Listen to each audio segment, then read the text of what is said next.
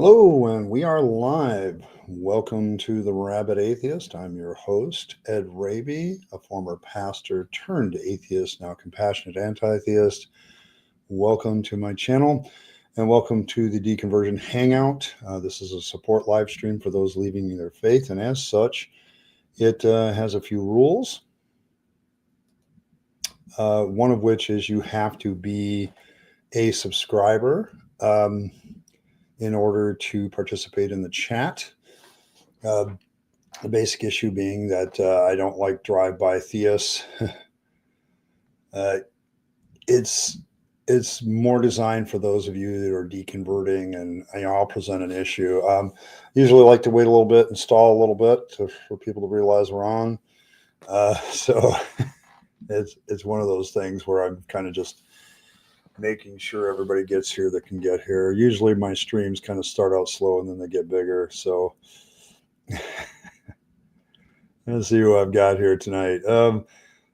Thanks, Fred, for being here. I know that Fred's a unique individual for the Deconversion Hangout because I don't think he ever believed in the first place. And according to himself, he dumped it at 7. So, but I know Fred is very interested in this topic. He even says so several times in the comments in the chat already. So the issue for a lot of people who have never believed is, how do you approach a person that's going through deconversion?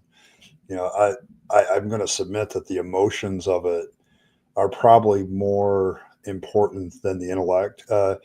It's interesting how the theism atheism debate is always this debate. But when somebody changes sides, what kind of human empathy is expressed is still a little bit. I still have a little bit of cough, by the way. People have been asking about my health, and it's like I feel good. It's just, and I think part of it is it's so dry in my apartment right now because of winter. Snow tends to hold the moisture instead of release it. So, but today it's 40 degrees, so things just feel better. But yeah, so. I always appreciate Fred being here. So, Fred also made note of my video from yesterday. Yeah, it's wild. I never really know anymore. I never really know anymore what makes a video go viral like that. But yeah, there's like over 300 comments on the one from Wednesday. It's at a viewership of 4.1 after 24 hours. That's 4.1K. The watch hours are good. I mean, it's like literally one video is like been like probably an eighth of what my whole month has been so far. So it's been very interesting to watch that happen.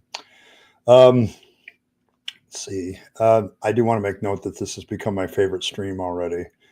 I like talking deconversion and what importance that has for people. So I love that. It's good. And then there's Martin. Thank you for being here. Alex, good to see you. Earl, good to see you.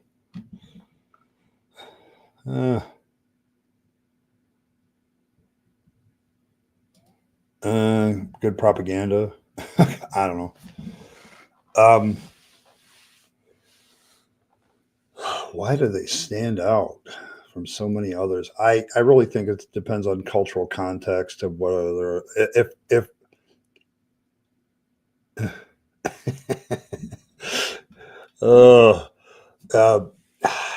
man, that's a hard question to answer because I think if I was in Saudi Arabia, I would be asking a different question. If I was in Africa, I'd be asking a different question. If I was in China or some other Far East country, I'd be asking a different question about Christians.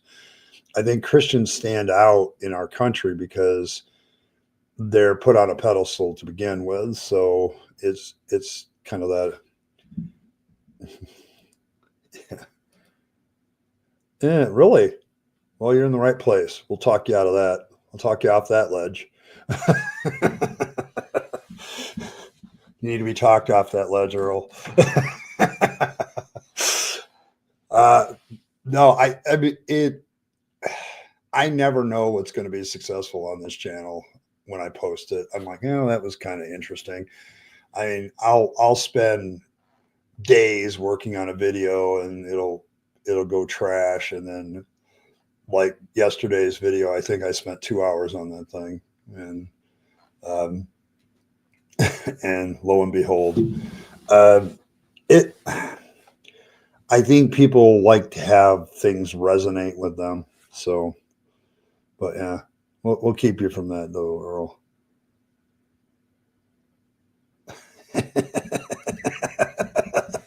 Take it into my. I'll tell you what. Why don't you go to Odin? He'll at least be honest about it. He'll literally tell you, yeah, okay, well, your problems are your problems, but if I need you to forestall Ragnarok, you're gone. You know, so he'll at least be honest about it. So yeah, it's.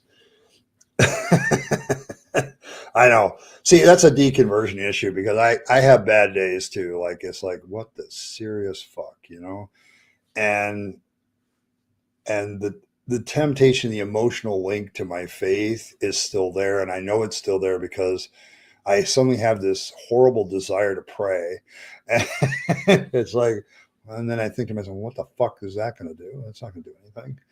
So.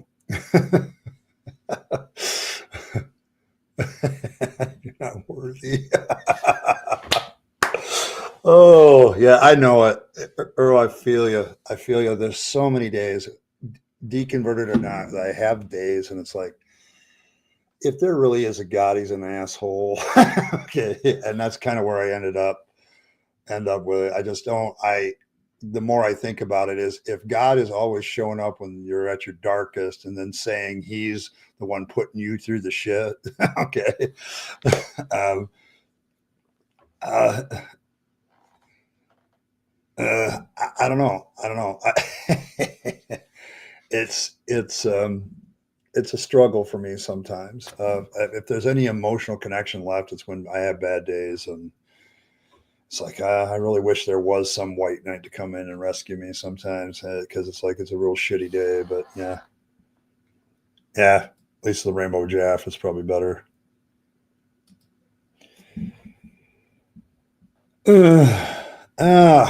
That's that's okay. I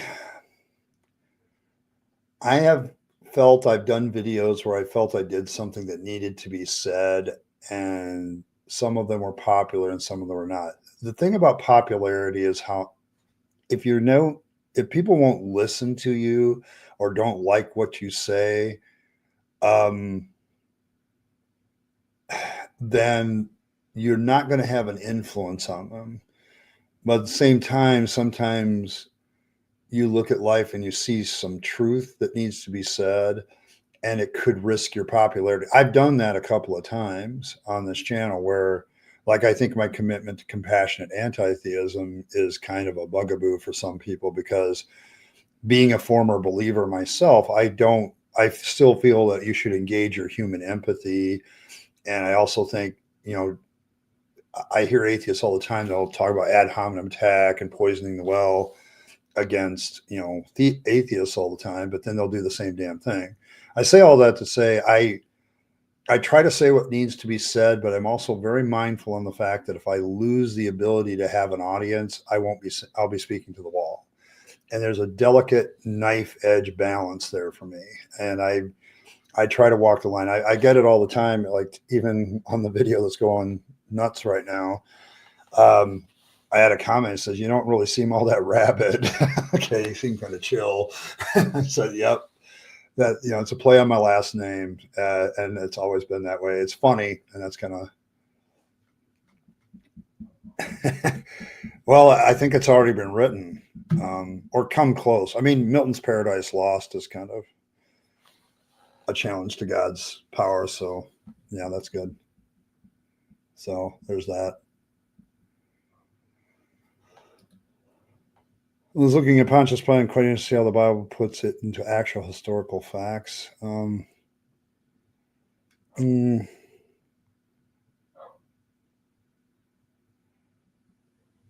some historical facts, like Pontius Pilate was a real ruler. Whether that conversation actually took place is another matter. Um,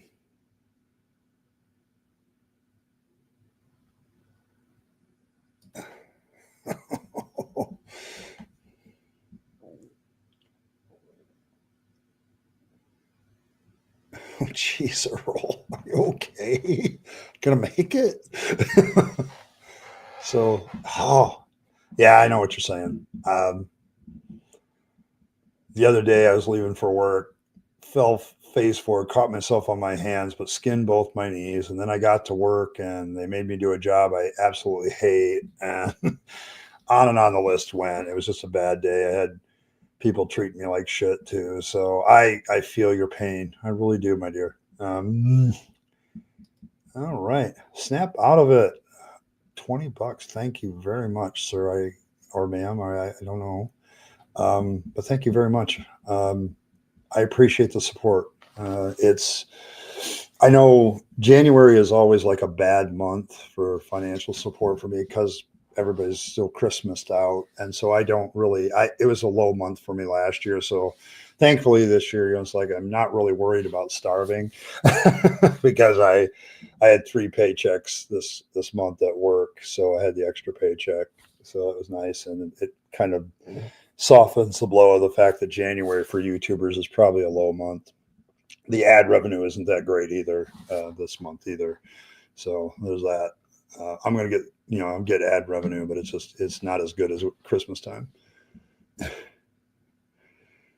Good CEO skeptically pissed. Yeah. That's probably the biggest problem with John's portrayal of him. It's uncharacteristic based on what was said about him. He was kind of an asshole. Yeah. It was a couple days ago. I'm doing better. But everybody has a bad day. Earl's having a bad day. Oh, Earl, there's nobody coming to help you, girl.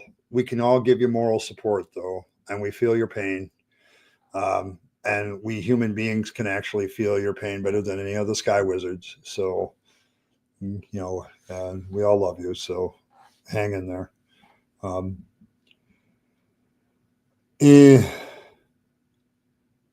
Yeah, if you read the Bible, Pontius Pilate comes off as a nice guy. But yeah, he's not. He's not. Historically speaking, he was, he did a lot of things to the Jews. I mean, the idea of him placating the Jews with the whole Jesus Barabbas thing seems out of character based on some of the other things written about him. So,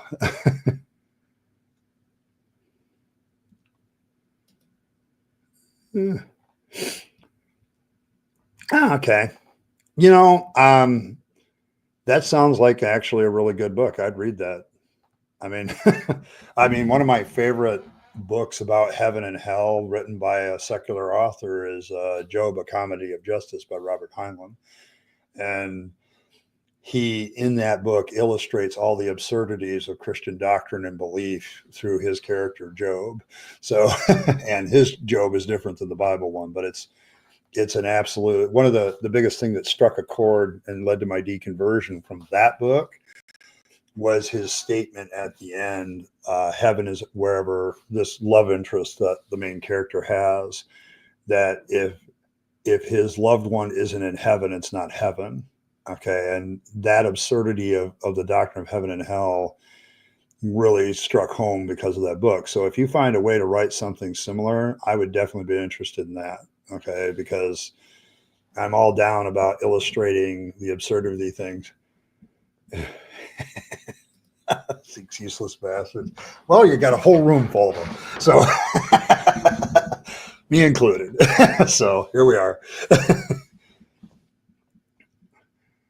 Yeah, I have a lot of, yeah, Roman governors weren't so that great. But we are at the Deconversion Hangout. I only read true religions. Yeah, probably. I love.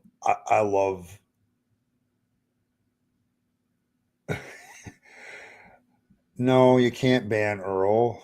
She's one of my favorite people here. You can't do that.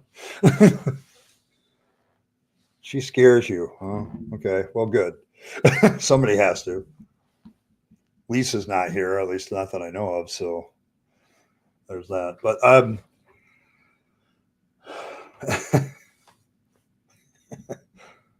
not totally useless. Okay. See what I'm saying, Earl? There's plenty of useless or near useless bastards in the room, so we're good. Uh, so there's that. But yeah, the issue, I try to start this with something I'm dealing with because I think it resonates with people. I mean, yeah, the bad day thing that Earl's having and I'm experiencing, like whenever things go really horrible, there is really a very big emotional temptation to run back to faith. And I think,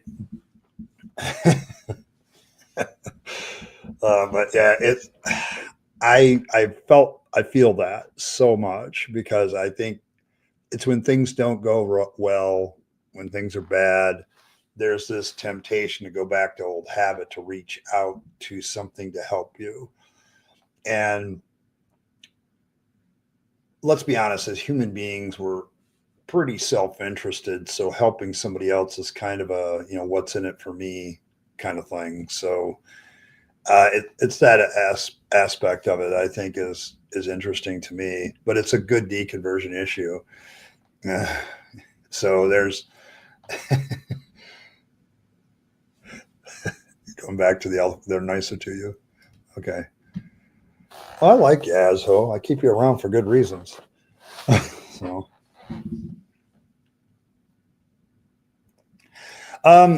that's going to happen. They will come up with something you can't answer right away, but don't feel. Let's understand something. See, this thing between our ears called our brain, it has a finite capacity. I can't know everything and remember everything. And sooner or later, they will indeed, but that's not a shattering of your deconversion. I've dealt with that many times where an apologist will say something. I'm like, I've never really thought about that before. The problem is once I start, don't look at those as shattering of your confidence and your decision. Look at it as an opportunity to deep dive another subject and look at it. And when you really look at it, you'll probably find that they aren't really thinking it through. Almost every time an apologist has made up a point that I hadn't considered, I go and look at it and it's still the same bullshit. Okay. It's your Christian friends are going to try to come at you, and sooner or later you're going to be tired or done with it or whatever. And they're going to make a point that you don't seem to have an answer for at that moment. That doesn't mean that you're wrong.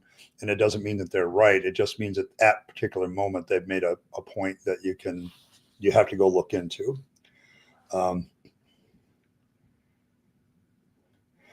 know what? That is a great theme. I think that's an outstanding theme, Bren. I mean, I would read that shit. Okay. I like good fiction. It's well written, but the themes are what draw me, and it's like that idea right there, choosing to die instead of serve God or be sent to hell. I mean, it's a theme that is around in my brain. And so, yes, I would definitely read a story about that.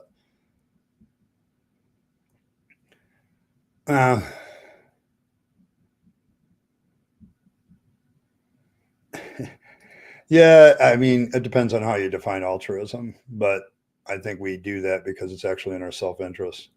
So,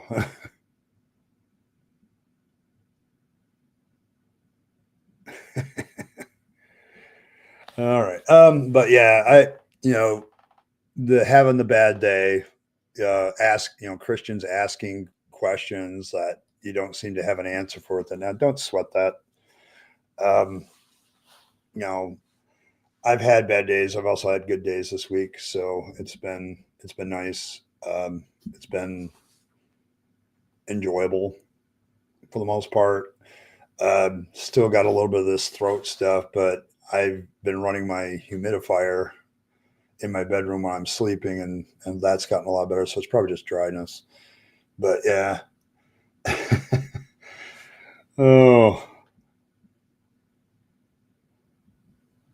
way too hard head to brain. Oh, I, Alex, I get it. Okay, I really do because I run an atheist channel where theists do all kinds of shit and say all kinds of things. And every once in a while they say something and I'm like, it's not so much that I think they're right. It's I haven't heard that before. The one nice thing about being an atheist, I guess, is I don't have to change what I say too much. Okay. I may have to adjust stuff. I mean, I think Christopher Hitchens made that note when him and Harris were out touring once. He says, me and Harris say the same thing all the time, every night after night. It's these theists that come up with new, interesting material to talk about. So when you live on an imaginary deity, you tend to have an overactive imagination about everything to answer every question.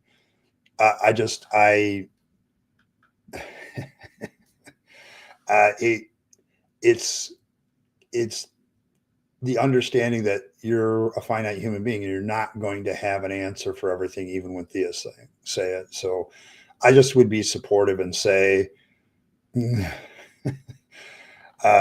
just say that, be patient with yourself. I think the biggest message I hope I give with these deconversion hangouts is be patient with yourself. It takes time to get over things.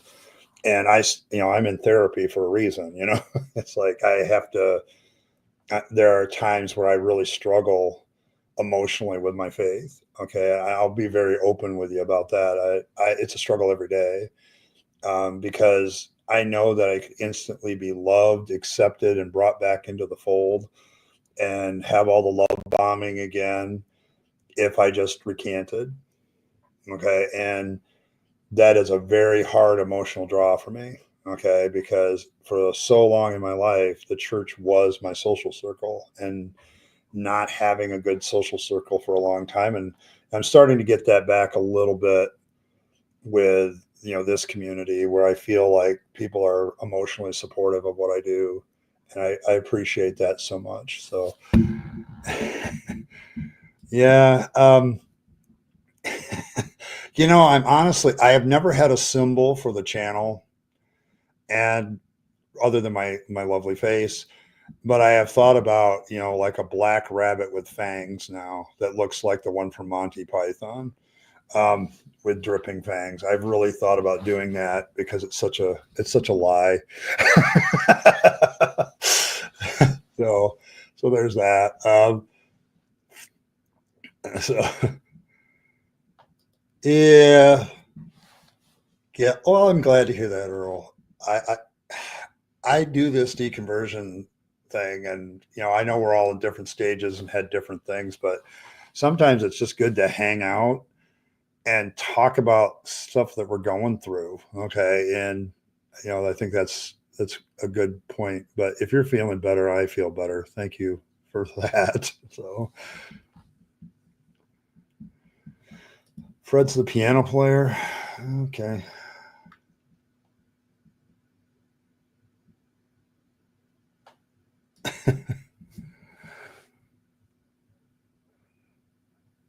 Yeah, I saw that BS because I commented on your comment. I get notifications, and I'm like, oh my god.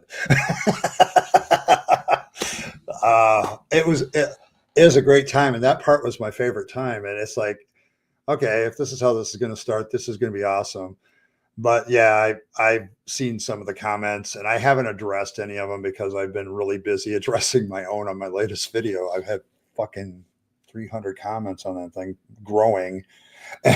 And this is the first time that I've had to sit down and for like 10, 15 minutes and read through comments. And I'm a very quick reader, but it's just like, how do I react to this? And I try to, theists usually don't get any reaction. I ignore them if they say something stupid, but I've gotten to the point where when I do have a video like that, it's just too many comments for me to address everyone individually. So they have to really stand out. So yes, it's very culty, but it's also goddamn effective. Okay. This is the thing that bothers me about church, and it's a deconversion issue, staying with the theme of the evening. On the one hand, I realize that it's culty, but I also had damn genuine relationships that were very loving in it too. And that's what bothers me. And that's what the draw is, because I know my personal emotional struggle with the church is, one, I have religious trauma syndrome and PTSD from some of the events that happened in church to me as a pastor. But at the same time, I remember when I was emotionally accepted by a group of people when most other people didn't emotionally accept me. I think that's kind of where we've been. So it's I don't know. I feel drawn to it still, because emotionally that's a place where people hug me every day, and all that stuff, and it's hard to get over the fact that that's missing. So yeah, I think that's how I try now to view it. It's like it's stealing real social ability. I had it. The only problem I had, and I kick into my autism again, is that I feel so socially awkward sometimes in those kind of situations. I'll just sit in the back and listen to everybody. I'd done that most of my life. So there's that. Yeah, little rabbits. Here we go. BS is probably really glad that I'm a good sport about this sort of thing. I thought its thumbnail was genius, by the way. So yeah, vampire black rabbit would be cool. Yeah. Oh yeah, go for it, Earl. I mean, I always look for contributions. They have to be free though. Yeah, it's population. Yeah, that's pretty much the difference.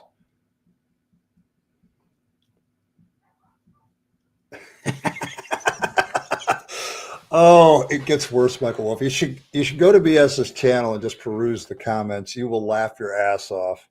I don't know. I know. I just I started seeing them like, oh, I'm bowing out. I would have way too much fun with this shit, and I don't have the time.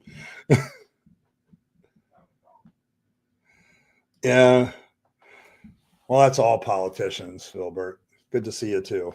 I don't know if I've said hello to you, but thanks for being here. But uh, as somebody who has degrees in religion and poli sci, the bullshit and how it's done is very similar. Okay. It's why I tell people I don't think it's any accident that religion and political systems of government surfaced at the same time. So there's that. Uh, Changing to a symbol. I don't know. I don't know. See, we're supposed to read comments. Oh, good to see you, Ember. Oh, but yeah, I don't know. I'm one of those guys that, because I can I don't speed read, but I have a very high reading level just below that, and I can go through 100 comments in like 10 minutes. So it's just it helps, Ember, if you do interact with your people that actually take the time to put a comment down. So I did get accused once of, you only like the people that agree with you. Yeah, like everybody else. So it's like, yeah, I don't know. Oh, 321. Thank you very much. What is £2 sterling these days in US dollars? Anybody know offhand? Which is stronger, the US dollar or the pound? I don't know. Well, you get the wrench. Now, there's there's responsibilities with that. Like, as much as these guys joke around, if I felt they abused the power and shut down somebody just because it was personal, yeah, I'd pull the wrench. Um, but some of these people have bought their wrench. So, if you become a tribune, you automatically get the moderator powers. And that's because I figure if you're investing that much in the channel, you should have some say in how the community is. And if that means policing it a little bit, I want to give you that power. My tribunes are kind of my cops. So, and they paid for their cops. So at least I'm honest about that too. I tell people that they pay for their citizenship, and it's like, I'm at least being an honest nation about that. Everybody else says, you're just automatically a citizen and it's free, and then they send you a tax bill. So Uh, yeah. See, here's the thing. I think you lose an election when you ignore an issue, and the thing about Trump, okay, and this is a deconversion issue because I want everybody to understand my feelings on this. When you deconvert you shouldn't just run to the left, okay? You just or whatever religious politics came out of your religion, don't just run to the opposite. You need to think about every issue and you need to go through it and everything. But as far as immigrants, the issue here has always been the key word undocumented. Okay, there's plenty of documented immigrants that do farm work in this country. I know. I work next to them sometimes when they come into the store. Um, but it's the issue of, I think a lot of people, even Democrats, get a little concerned when you just kind of open the borders and let people come in. And it's I get it. How is that a Christian statement? Not really. It's not really an American statement. I know this. Nobody really quotes what's on the Statue of Liberty anymore. I know this that. So, if you value your health, yeah, I know. I kind of risk my mental health every time I look through the comments section. It's great. I like living on the edge. Yeah. I don't. There's always conditions to love. I don't believe unconditional love is. It's formally known as the Rabyd. Oh my gosh! And I got.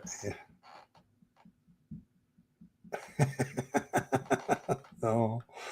Oh my God! I remember that. Oh God! The whole whale comments. Oh. Uh, I, the mods. I love my mods. Okay, they're good people, but they have. I think if you're going to have people in a community, they should have some sort of say in how the community is. And if people are going to invest in my work, I think that they have a little bit more say in how the community works, and that's why they get the wrench and the modding wrench. Um, they can lose it by abusing. I still remain the benevolent dictator for life of this channel. So, um, emphasis on benevolent. At least I hope so. So, you have a way with words for a German.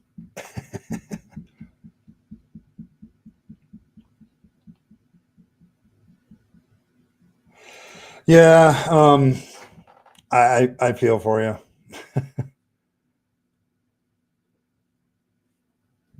There you go. Yeah, I agree with you. There's plenty of theocracies out there. If you like those, go live there. I mean, or if you really have this view of the United States as a certain Christian nation, why don't you find a piece of land and go settle there, and see how that works out. Um, I don't know. So 2 pounds buys one egg. Okay. All right. I'm just interested in exchange rates as a former econ guy, so I like to look at econ. So yes, yes, it is. Oh, yeah, banning it. We do. Um, hmm, yeah, banning is a thing here. My issue with banning is usually I know that my people don't want to be preached to. This is why the Deconversion Hangout here doesn't. I don't allow preaching. I don't allow if somebody comes in and starts quoting Bible verses because they have the patience to wait the 5 minutes after subscribing, then yeah, my mods are empowered. Time them out first, and then if they're still a nuisance after the timeout, yeah, banning them. And I don't have a problem with that. Especially here, this is us deconverting folks, going through stuff, trying to emotionally support each other.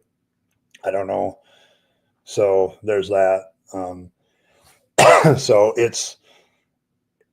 I think it's healthy when it's like a toxic person coming in here just to make a point. I think the latest one that really I banned personally was a guy who literally begged me to ban him. So, and I knew what that was about. He wanted to go back to his friends and say, I got banned by another one of them atheist channels.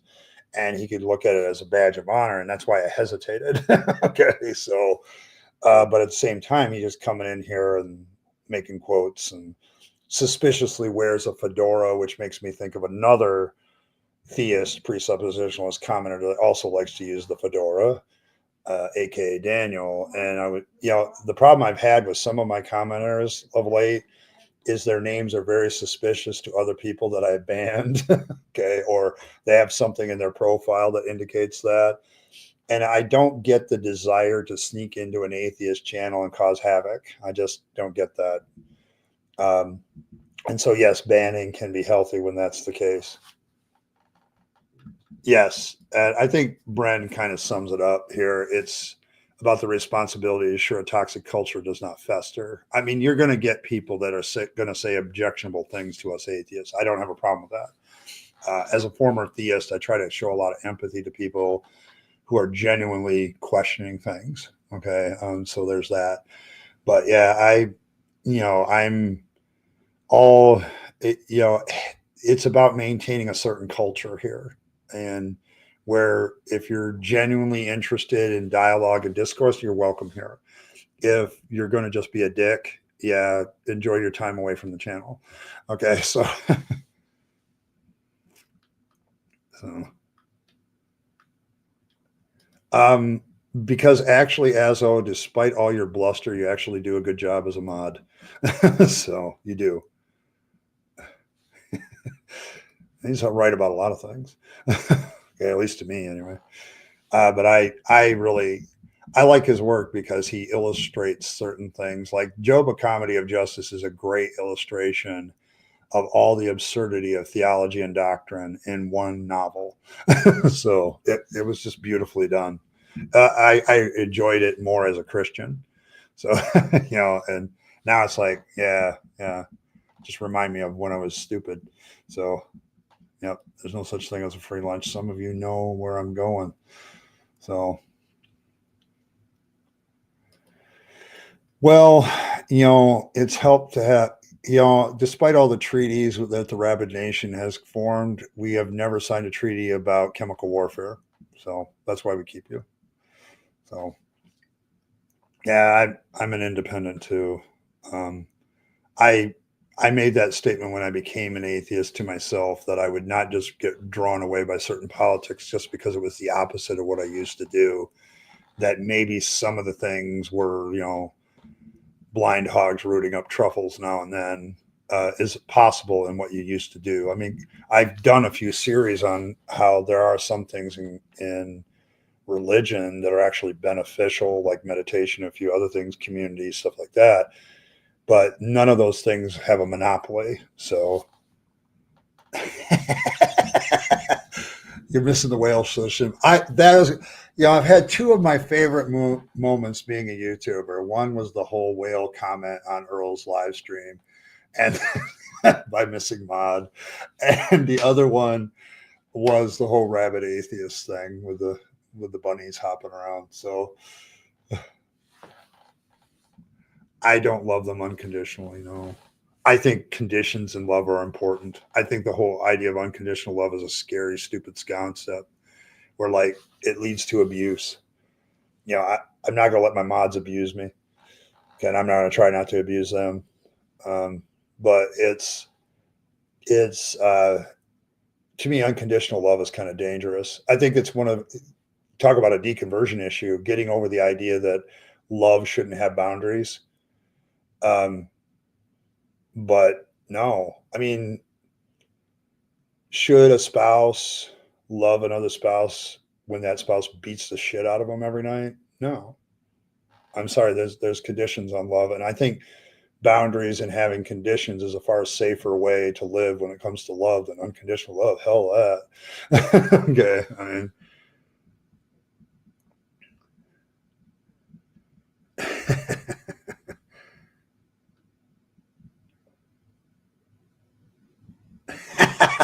Thanks, Lyric. Um, and welcome. Yeah, the whole unconditional love thing was a deconversion issue for a long time with me when I was coming out of this. And it's like, I don't think that that's healthy. I think that the idea of unconditional forgiveness and unconditional love are both things that lead to abuse. I'm sorry, if you need to have enough self-respect for yourself to put a limit, to put a boundary up that says, I don't care how much I love you, you do this and you're screwed. We're done. And that's just being healthy. Okay. And so, yeah, but yeah, I would echo Bren. You're not toxic. You're just fun.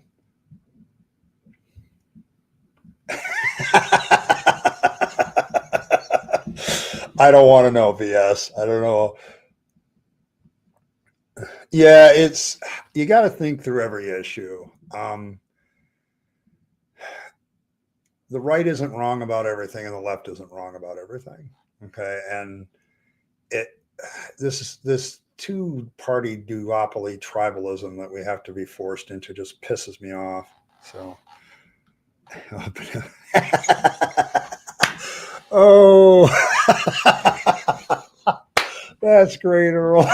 Oh, thank you. You made my day. Oh, that just makes my day.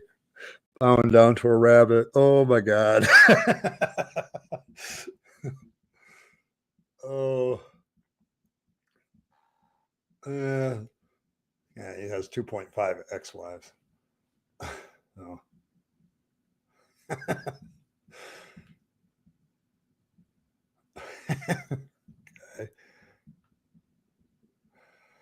The rabbit tater. Oh boy, here we go. Yeah. Um, oh, gosh, the guilt trip of not serving the church properly. Holy damn. Am I glad to have that gone? Okay, that was see that as I classify deconversion issues as hard to get over, okay to get over, or very easy to get over, and that's one easy to get over for me. All the free labor I gave the church over the years. Oh hell, I want that money. Okay, so yeah, I guess it depends. I mean, you got to remember America has layers of government, so I would say a lot of um, Democrat controlled states still have a lot of control over their stuff. So, and I mean, Trump did his, birth citizenship ban and it was immediately shot down by a federal judge as unconstitutional. And the appeal wasn't taken up. So at least I haven't heard it has been. I think that would have made the news. But yeah, I agree with you. Yeah, timeouts I think are a little bit effective. Here's the thing for us deconverting when we're like at hangouts like this. I think a timeout is more effective because, I think one, subscribing to my channel, helping me out. Some theists aren't going to do that. And others are going to not wait the 5 minutes. They don't have that kind of patience. But I think the timeout sends a message. I mean, I want to talk to theists that are struggling with their faith. Okay. I want to talk to those people. I just don't want to, I don't want to, um, I don't want to deal with the bullshit of it. Do you understand what I'm saying, Martin? There's a fine line here of I want to talk to these people because I think I can help them. I say it in my opening video on my front page of my channel. My fifth reason, I will push you over the edge if you're if you're doubting your faith. I will gladly do that for you. But at the same time, I think some theist comments are just counterproductive. I like quoting verses at me and preaching at me. That's not going to change my mind about anything anymore. I used to do the preaching and do the verse quoting. So yeah.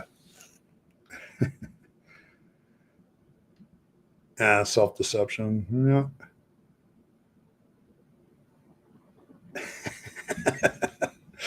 Okay. Oh.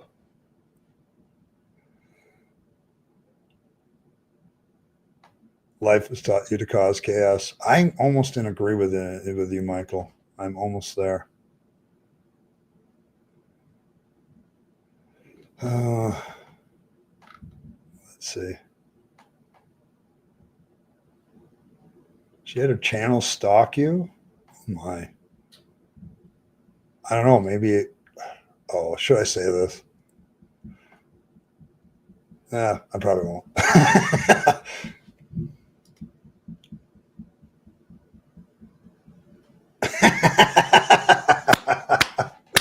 Isn't it great how apologists never leave the shill? They never leave the con. They never, it's like even when you say absolutely crap things about them, if you do something official, they'll put you on your mailing list. It's like they're never off the snake oil salesman gig. And once you deconvert it, it's there in front of you. It's like, God damn it. Is it all it's all about the con? And that, I mean, I'm amused by the story, and I think about it a lot, but it's like I'll probably giggle about that for a while. But they how more obvious do you have to make it that this is a way of making money? Okay. And oh well, we're out here doing the work of Jesus. No, you're making money, and you're willing to put anybody in your mailing list or whatever just because they send you an email.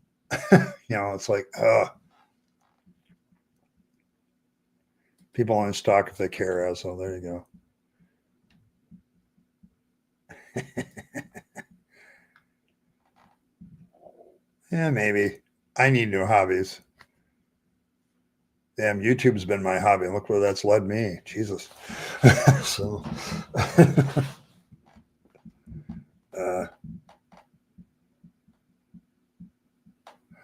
yeah, it kind of knows. There are those individuals in society who what they say is both loved and adored at the same time.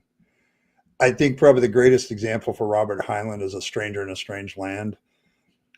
He wrote that in the 60s, and both conservatives on the right and hippies on the left loved the book.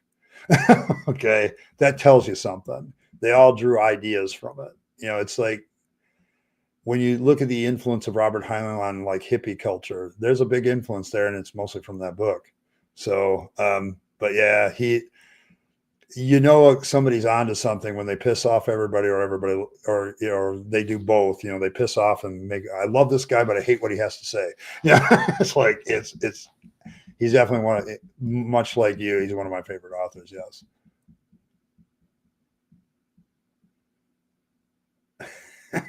Boundaries are good. Oh, that won't happen.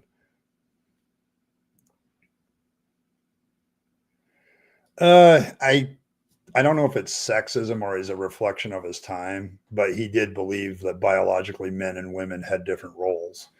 But then again, so did everybody in the 50s and 60s.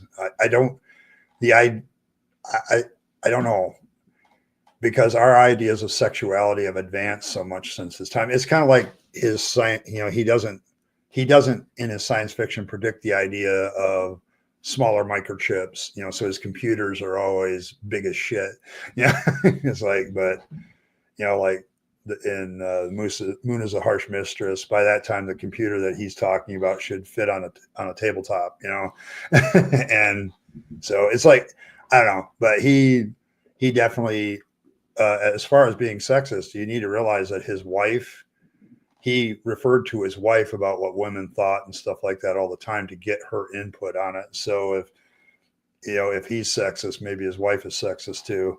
So, because I know he did that a lot for I Will Fear No Evil, where he has a man's brain transported into a woman's body.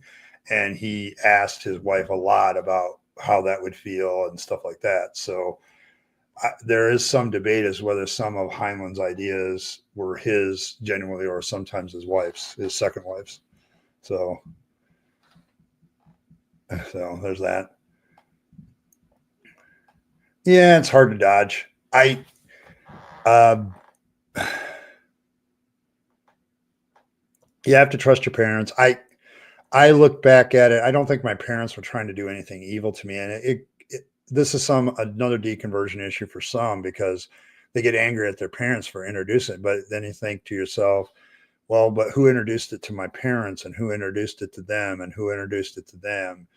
I think what you need to realize is this is a systematic indoctrination of an entire family. And so it becomes, you have to kind of look at your parents and go, they were trying to do good for me. I'll tell a little bit of my own story here. My parents in the 1960s were very liberal. They were very liberal people. My mother had gone to college. She had all the 1960s kind of feminist ideals when she was younger.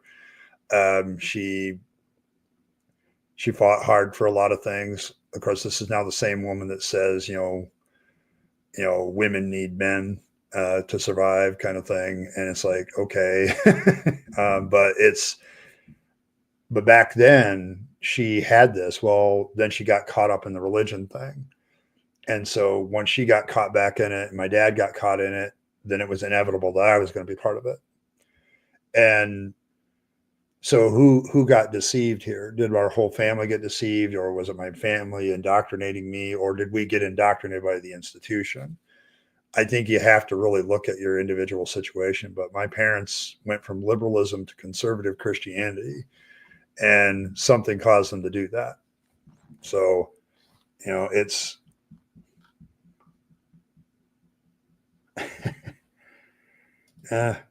somebody has to be fashionably late around here, Wolf. So we'll let it be you. So, good to see you.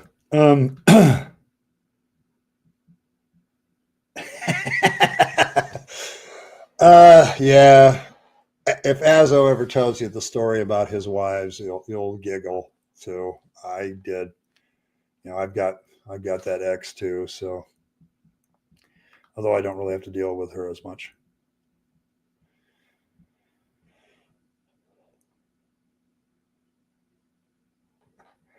If you're only looking at the federal government, okay, there's state governments too, which fight against the federal government. Our politics is amazing because it's all based on fighting against each other to try to get some sort of unity. But I've told people that their local government probably has more effect on their daily lives than anything the feds do. So, yes, we know, Earl, and we appreciate that. So,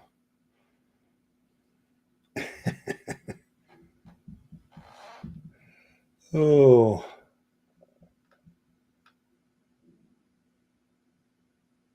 rabbits only. Okay, rabbits only.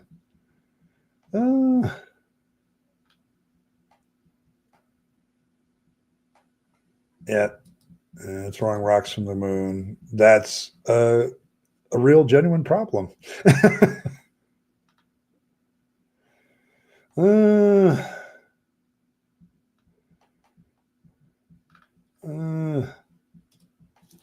Automatically open the door for women that can come across the guy having more power.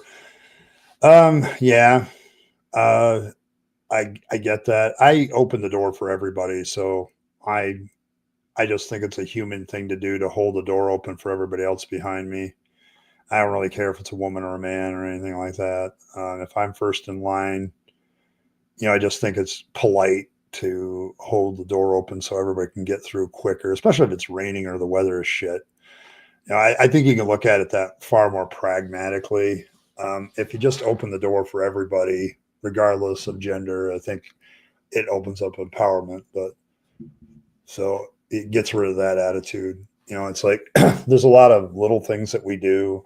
It's weird because I've dated enough now where it's funny how a lot of women are modern women, but they still expect this shit.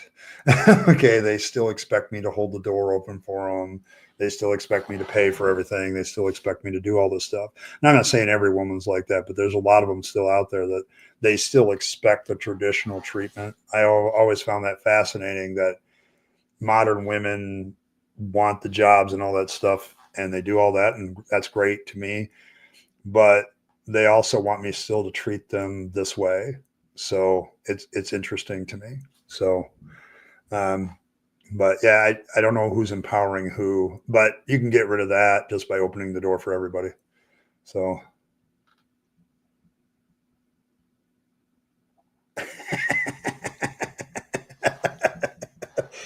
all right.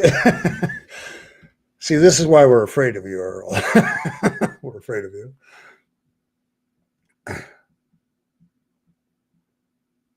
Yeah, I think Earl makes my point too as well. I hold the door open for everybody because it's just a dick move to open the door, see somebody behind you, and just let it close. Okay, uh, I don't know. It, it's just my experience in dating, though. Like one woman in Texas got mad at me because I didn't open the door for her. So, um, so so there's that.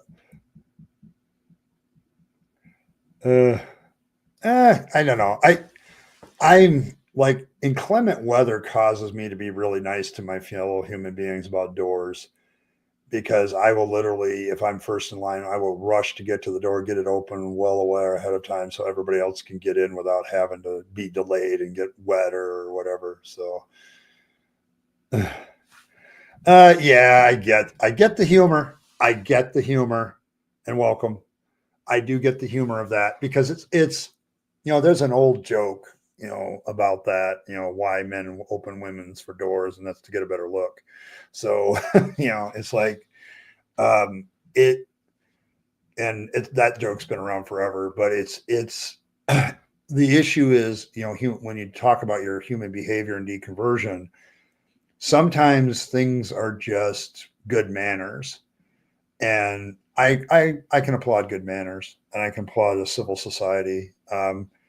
But when I was on campus at Ferris, I opened the door for everybody. I didn't care who it was. If I was first in line, I just opened the door and let everybody go in because it was the polite thing to do. It's just showing a little human empathy.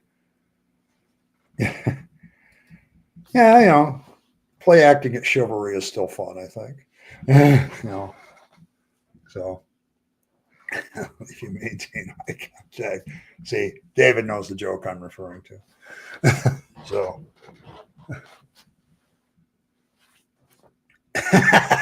and BS is taking it to a whole nother level. Okay, as usual. So,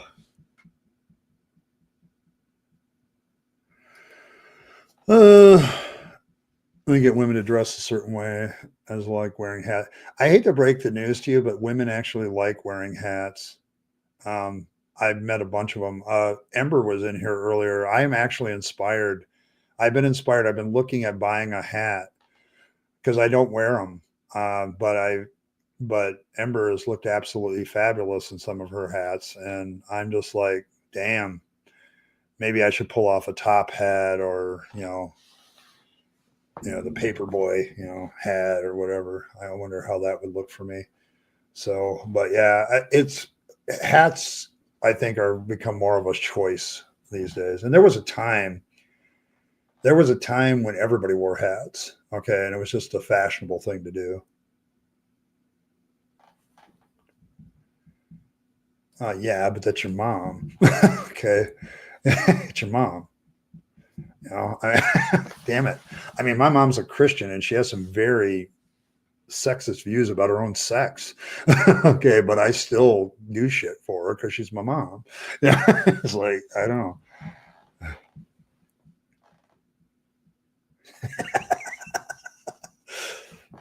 Still managed to get married, huh, Fred?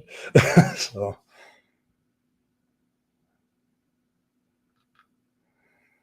oh,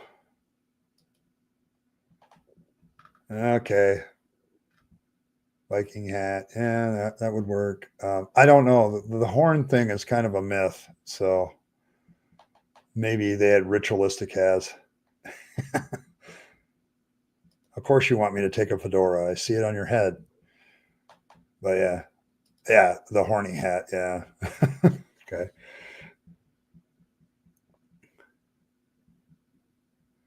Yeah, I think we're moving in the whole door opening thing from it being based on sex to just being polite. I think that's a pretty good move. I've been to Texas and I've seen all the real hats. Okay. I cowboy hats just don't suit me. I don't think I have the look. I've tried them on when I was in Texas and it just didn't work. So,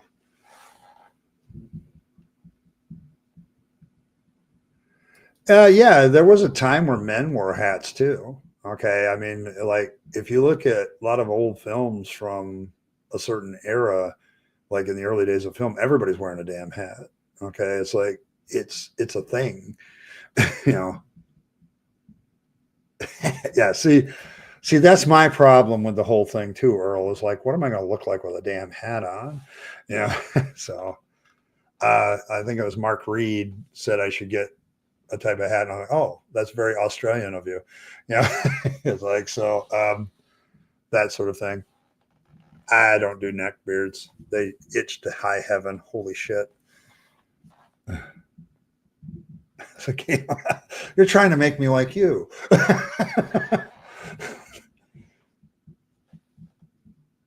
Top hat gets a lot of attention. I think so too. I was thinking about getting one for like Slashes from Guns N' Roses, and I could grow my hair long and hide my whole face. I always thought that was an interesting look for him. So,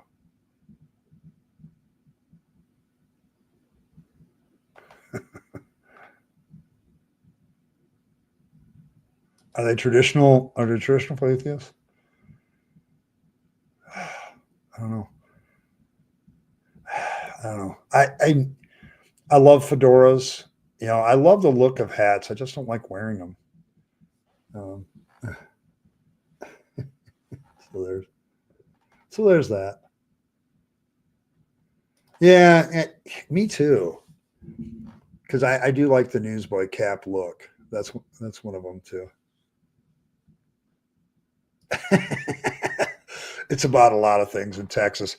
I I'm going to tell you something. After a year and a half in Texas, I never met a population of a single state so proud of who they are. I'll just put it mildly. That's the politest way I can think about it. It's like everything's better in Texas. Everybody's, you know, all the things are bigger and better in Texas. And yeah, I tried the Texas barbecue, and I'm probably going to say something anathema, but I like Kentucky, Tennessee barbecue better. So it's good stuff. Don't get me wrong, but yeah, shower cap. Yeah, Rabyd tacos. Yeah, I think that's what tacos is going for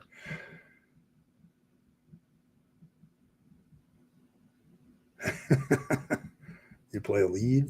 Oh, I don't play anything. The closer, according to some, I have a good voice to take the tenor bass parts in choirs. When I was singing in a choir, I did that a lot, but that was about the end of it. I don't know. I do sing a lot to myself when I'm alone, so music is kind of how I express my emotions. It's one of the safe ways my autistic self can express emotion is sing a song. So, um, yes, he did. I love Slash. I loved Guns N' Roses when they weren't being dicks. Well, and maybe it wasn't so much Guns N' Roses with being it was Axl all the time. But you know, Axl had a great opportunity to be a real good human being when what was it? The Metallica guitarist hurt his got burned in the firework, and they could have come in and really been the heroes, but he chose to be a dick about it. So, so yeah, yeah. Texas is the greatest country in the world. they You still haven't got over your republic days. That's the problem. There used to be the Republic of Texas. It was its own country, and they never got over it. So, so,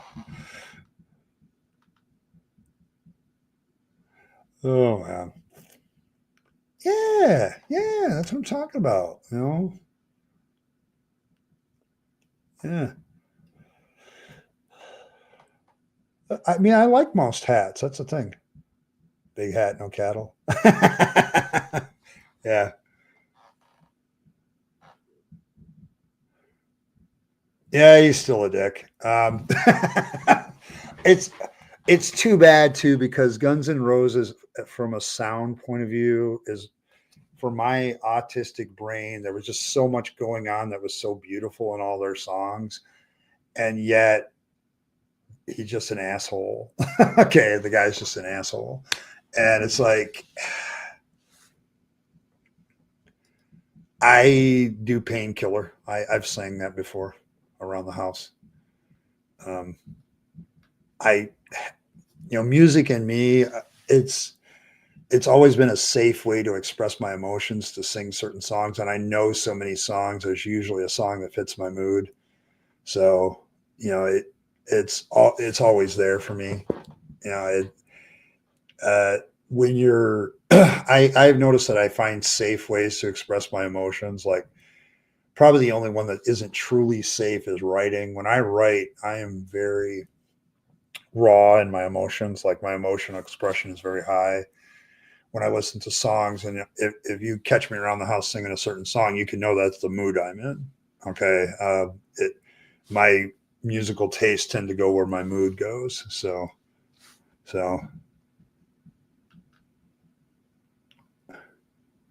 yeah, he has a great voice. I mean, it I think I frustrate people because I'll sometimes talk about Christian rock and I'll say these guys were a great band. Too bad what they were singing about. Yeah, it's like but I guess I learned to distinguish between the art and the artist. Okay, so yeah, he didn't age well either. Oh, it's all the drugs. So, yeah, I like Painkiller. It's my gosh, Judas Priest. I had a football coach that used that as a cuss word, Judas Priest. He'd yell at us, Judas Priest, move faster. So I always thought that was hilarious. So, but yeah, I love Judas Priest. I thought I find myself gravitating, back to Metallica and Megadeth and a few others from time to time. So, so there's that. Oh no, I don't know the words that well. So there's that. That's the thing. I mean, I'm exposed to a lot of music, but the ones that I actually know words to, um, probably actually a lot. But it's just I have to think about it. Yeah, agreed. Agreed. Yeah, I'll agree that MTV kind of made that band popular, but I'm enough of a music aficionado to know when somebody's doing something complicated, and yeah, they did some complicated shit. Not as complicated as say Led Zeppelin's Black Dog, but you know, I don't know anything about playing music with the guitars and stuff, but I can at least listen to something like Black Dog and go, holy shit, they're changing the tempo fucking 15 million times. So that's got to be difficult to do. So yeah, they actually turned out okay. They still get played. So never heard of them. I'm going to have to look it up now. So Flat Earth Rock. Ed the singing vampire, Ed the singing vampire rabbit. Let's get it right. So yeah, see, Earl knows. Earl knows. uh, yeah, see you later, Coyote. Yeah, I got a dash in about 20 minutes myself. So, but yeah, it's, but yeah, I know singing songs has always been more therapy than performance for me. So I'd rather get in front of people and talk, I guess, like I'm doing now. So, it's not so much that it's complicated, but I understand the beauty. I like harmonies. I like stuff that moves together. It's probably why I still like choral music. I like a lot of stuff like pentatonics is beautiful to me because of the different sounds. Home Free, the same thing. I love how they blend and do stuff together with their voices. When I was a kid, my mom used to play like a lot of violin concertos with the four violins. You know, the cello and all that stuff would blend together, and I always thought that that was just beautiful. I like good harmonies and layers in music. Complicated comes in. If you can do complicated and do it well, that's impressive to me because that shows talent. Okay. Um, that, you know, some diversity in the sounds and moving things around, having a good riff for metal, you know. So, um, yeah, Bohemian Rhapsody is, I would consider a great song because of what they did. Beautiful stuff. I like shit. Yeah, me too. No. I don't know. I like Tool, but I think Metallica's better. Sorry, BS. But in true fashion, I will probably say that there's probably some metal bands that for certain things that they do, are better. And to be honest, if I'm going to pick a band that's the best band as far as musical quality, that's a tough call. Maybe Led Zeppelin and Rush together. I would love to have seen that. You know, Pert was a great drummer. You know, so it's like it's a hard call. I love so much different types of music. It really depends on how I'm feeling. So yeah, I love some of Tool's stuff. I do. It's just I tend to be that way with almost every group, though. I like their best stuff, and there's other good stuff in the albums, but it's like I tend to gravitate. I guess when it comes to music, and songs, I want the filet mignon, you know, $500 bottle of wine kind of music, you know, and I kind of go that way. But and there's usually, you know, even one hit wonders have the one hit wonder that's that level. So yeah, yeah, he really did. Um,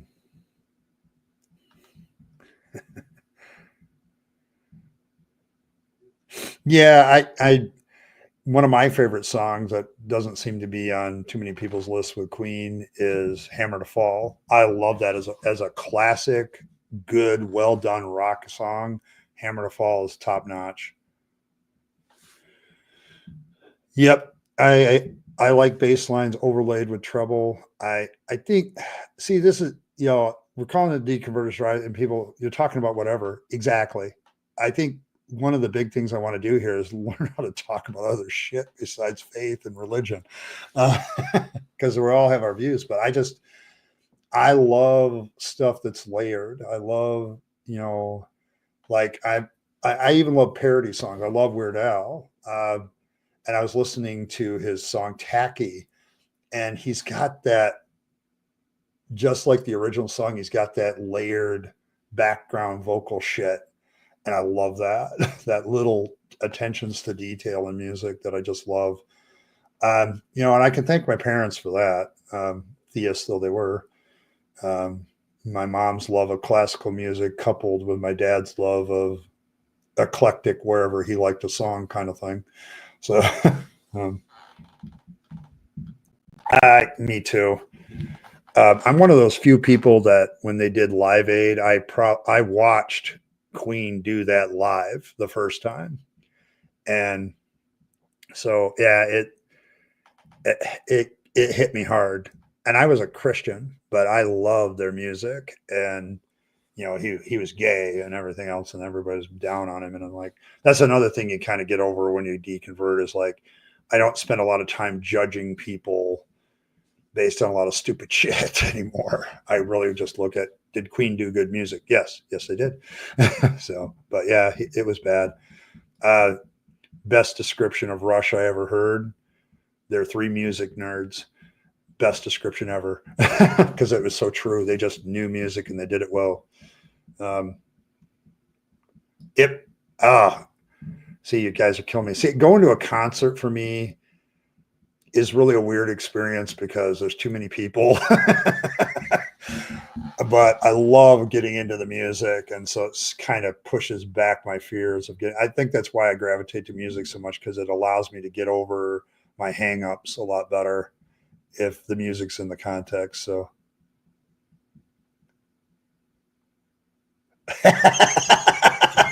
ain't that the truth? Oh man, I used to never get into rap at all. Like I didn't like it. And then I hung around with African Americans and Hispanics for 1.5 years, my students. And that's what they're listening to. So I'm forced to listen to it at times because it's in the hallway. And I'm like, some of this shit ain't bad. Okay. It's like, ain't it the way though? Ain't it the way I hate that. And then you start listening. Oh yeah. God damn it. I can see why this is good. So yeah, just eat it.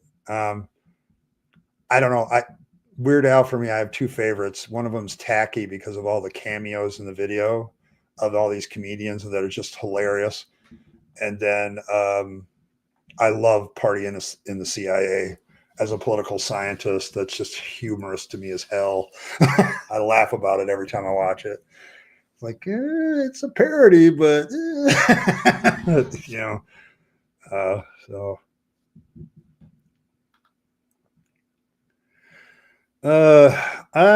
Yeah, I am a Stoic, so yeah, it fits my alley. But like a Stoic view of deconversion is I can't control how people react to my deconversion. I can only control what my response to that is going to be. And that's kind of part of how I'm trying to run this stream here, is to kind of give you some advice on how to take control of your own actions in the midst of being not in control of everybody else's. I can't control how my family perceives my atheism, for instance, but I can control how I respond to what they do. And so, yeah, it's I am a Stoic in philosophy.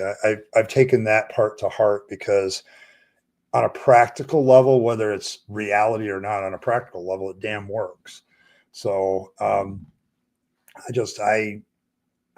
I focus on things and, more on stuff that I can do and less on stuff I can't.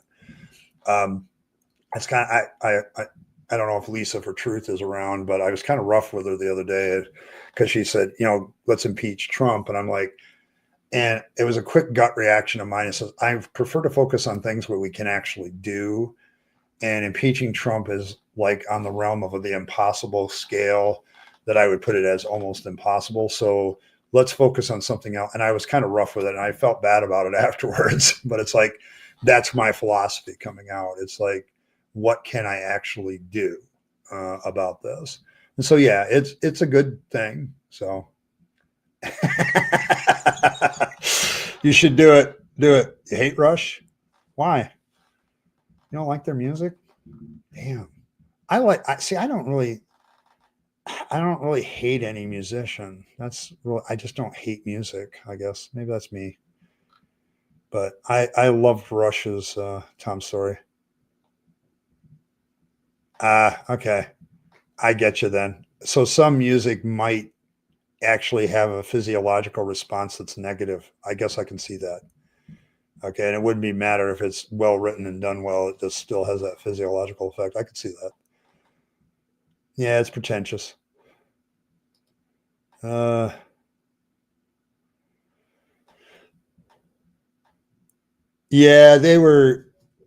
you got to remember they were the wild children of the 70s, but their music is just tremendous, just awesome stuff. I remember hearing Black Dog the first time and I was instantly hooked because I was listening to the music in the background. I'm like, holy shit, that's well done, but very fucking complicated. Okay, so there's a good rap song. Yeah, I think so.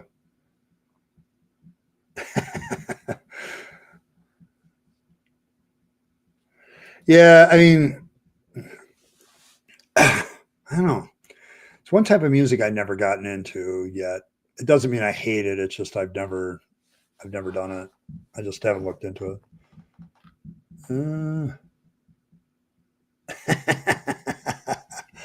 See, this is the thing about music. Everybody has such strong opinions about it. It's music. It's like, but yeah. Yeah, Santa went crazy.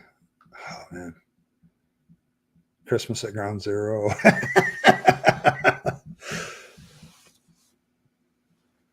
Oh, see, Earl made a playlist that's pretty. That's good.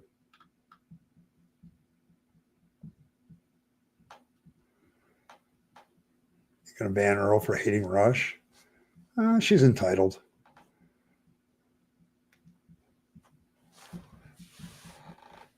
But no, there are a few bands that I hate, but not because of their music necessarily. For instance, I dislike, Axl Rose on Guns N' Roses. Doesn't mean he's not a hell of a singer. So,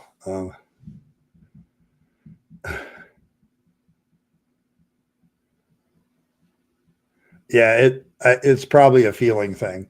It's not that she hates the music; it's just the way it makes her feel, and that I understand that because there's some music that comes on and it kind of, it grates at me too, and I don't like it. It's not that it's maybe not well done and somebody else doesn't like it. It's just it doesn't fit me, and I can see that.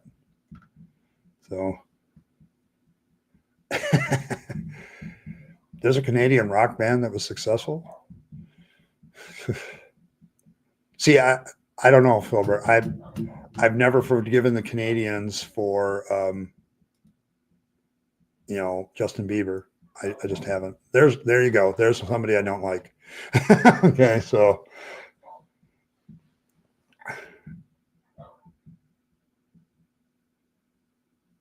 eh, okay. Yeah, I mean, they're like some people like stuff harder, and Rush isn't that. They're not a hard rock band. They're just a rock band. So, yeah,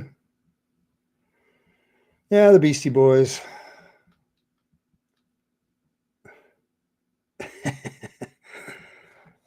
See, the thing about Nickelback for me is they write their musical style is definitely what I would call designed to be popular. Okay.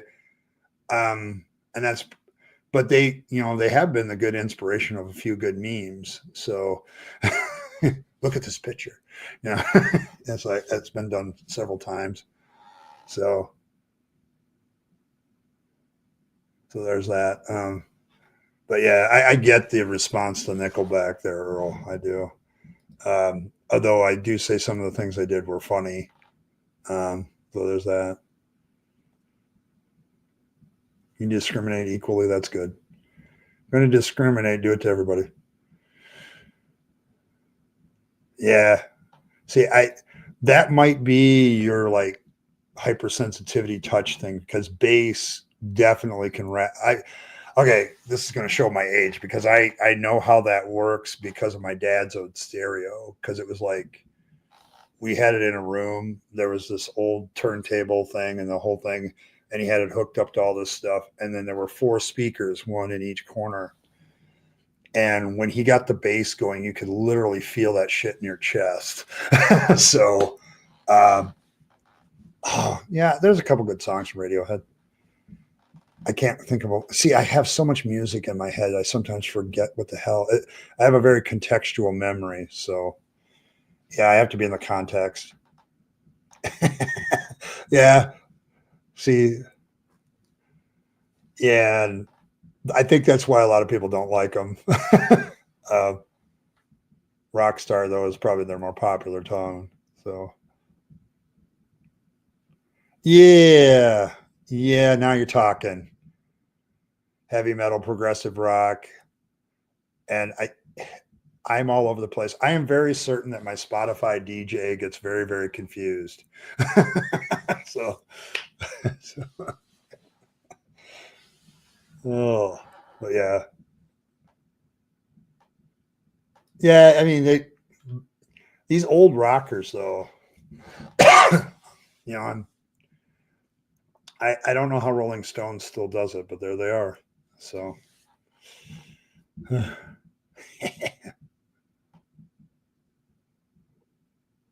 yep, that's what I'm talking. You would have loved my dad's stereo when I was younger. He had it set up so like we had this chair that sat right in the middle of the room, and you could get up from the chair and the music would diminish because everything was focused on that chair. And when you sat in it, you didn't just hear the music, you felt it.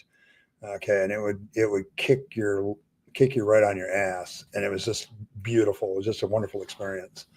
So, but yeah, I think that's why some music bothers me, because I think probably my hypersensitivity in certain ways gets in the way of it. It's too creepy or something to that effect in that respect. So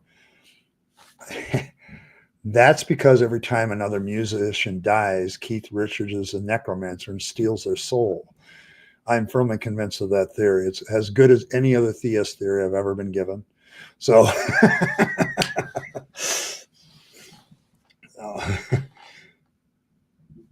yeah, but yeah, that's my theory about Keith Richards is he's a necromancer, and every time another musician dies, he just steals their life energy. So it keeps going. Yep, exactly. That's what you're talking about. That's what I'm talking about. I love that chair when I was in my dad's old stereo room, but man, it was an intense music experience, and I couldn't take it very long. So it might get loud.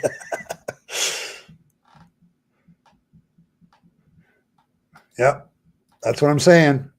With just as much evidence, smiley face. So yeah, but yeah, it's just it. This has been a good discussion of music. I mean, from a deconversion angle, the biggest thing I had to get over with music is some of my favorite groups were Christian rock groups, and I had to dump. I couldn't listen to them anymore. So although there's feel, although there's still some things I really liked. Like there's a couple of Petra songs I still like Rose Colored Stained Glass Windows still has a good message to me. There's another song they did, Witch Hunt, which I thought was really good back then. And I still think is pretty applicable. So, they did a couple of things like that still stand the test of time. So, yeah, probably he'll outlive the cockroaches. I can see that. Yes, I probably one of my favorite concerts with Metallica is when they did it with the San Francisco Symphony Orchestra, because it illustrated a point to me that I kept making to people about music, because they used to yell at me when I was a kid. Well, you're listening to metal music. That's not real music. I said, it's just as beautiful as Mozart. I said, in fact, I would say metal music and Mozart have a lot more in common than you'd like to believe. And sure enough, they did that concert and proved my point. So it's like, it's that kind of thing. Yeah. Yeah, Cher too. Jesus, does that woman age? I'm waiting for her to age. So, yeah, rose-colored stained glass windows is still one of my favorite Petra songs, because it's an indictment on the church for its bullshit. But Witch Hunt is another one. I love that one because I loved that one back then, and I love it even more now. On a crusade but forgot my savior. Well, yeah, maybe we found the fountain of youth. Okay, there we go. I think that's probably a large part of it. But the thing with her, like I've seen other celebrities get plastic surgery and it sucks. Like it makes them look worse. That's not true for Cher. Okay, it never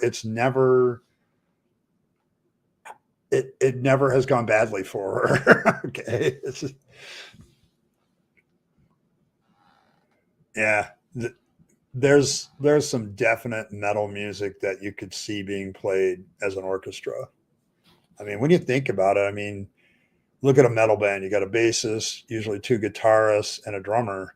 How's that any different than like a roll of violins, a roll of violas, and some trumpets and stuff, and then a percussion section? It's just so there's that aspect of it. But I always thought there was a very tremendous. If Mozart was born today, he'd be a metalhead. So, and I don't think that's far of a stretch.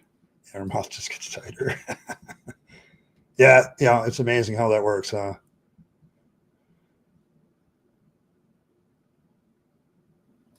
Yep.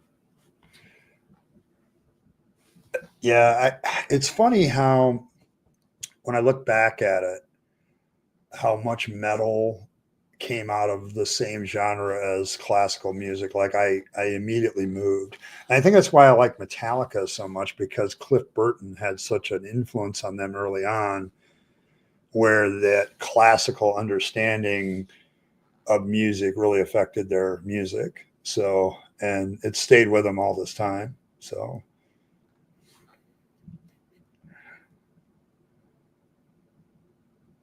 there you go. You never know. Yeah, there you go. That's fat. That's fair. All right. Well, I've hit the hour and 30-minute mark. I do have to go to work tonight, although it is my Friday. So I am looking forward. I'm hoping to have a video tomorrow, although I may just let the current video that's viral go ride. If you haven't checked that out, I'd appreciate it if you did. Add a little bit too. This is why we do this. This is why we do this, Earl. If you need a place to come and feel better, I hope the Deconversion Hangout is the place. It's what my goal is. But yeah, I do have to run. Thanks everybody. Thanks for all the people that donated tonight. Appreciate you. I'm not. Yeah, I'm joking about the pound sterling, but everything is appreciated. Thank you so much. It's just been a good couple of days, and so I'm feeling pretty good. I'm going to roll with that until something else happens. And all of you who are autistic know exactly what I'm talking about. So, but thanks everybody for stopping out. Appreciate all of you. Like and share and do the things that you do with the stream. I appreciate all of that. Make sure if you haven't subscribed yet, please do so. This is the one stream that really encourages you to do that if you want to talk. So thanks for all of that. Thank you very much, Earl. I appreciate you so much. In more than just the monetary amounts. It's one of the few people that I can disagree with sometimes and still get along fabulously. And I appreciate that so much. But yeah, hit the buttons or else, allegedly. All right. Thank you very much. But as always, live your best life, guys. You only get one go around and then it's over. So you want to take all your time, money, and opportunities and give them to yourself, the people you love and care for, and to make this a better world. You'll be happier if you do. And as always, folks, thanks for stopping by, and I will definitely catch you all next time.